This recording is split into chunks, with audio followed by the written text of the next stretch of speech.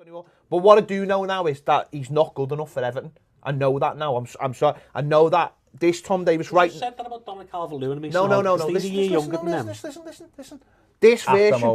This version of Tom Davies is not good enough for Everton. No, it's he not. needs to go away and go on loan now because he's playing in a position, right, that he will never ever get enough time in this team if we want our Everton team to become better.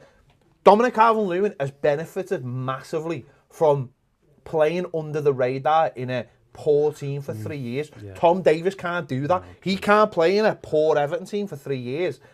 We're not going to put up with that. Carlo Ancelotti's not going to put up with that. The owner's not going to put up with that.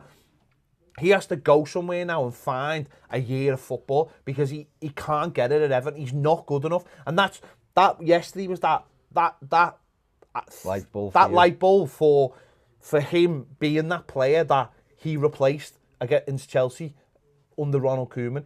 He doesn't look physically like a 21-year-old or a 20-year-old, whatever he is. He looks like he's played 400, 500 Premier League games. He looks so way off it physically. Ross Barkley picks the ball up, bang, he's gone physically. The other kid they had for yesterday was his Premier League debut, kept on leaving him for dust. He picks the ball up and he doesn't have an idea of where he wants to go. And I've always backed Tom, and I always will back Tom. But now I'm saying for his own good, he needs to go somewhere and find those games of football. Just think him second half last week, though. I thought he played well. But there's the snippets. I'm not saying, but I agree with you. This version of him, as in terms of consistency, cannot play for Everton consistent because he's not going to get the games. And yeah, he may go out on loan, but there's still a player there. Whether it ever comes out, we'll see. But it won't come out. It won't come out. It's like I've just said to you in the car that night driving, and I've said it last week. Is that for him to develop? See, Dominic Calvert-Lewin developed because we didn't have any strikers, so we had to play, and we had to just put up with it. And luckily for us and him, that was the situation because he's now developing and he's got 15 goals, so it's weird. But in that same space, Tom should have been developing. No, I know, but no. I'm not saying that's Tom. We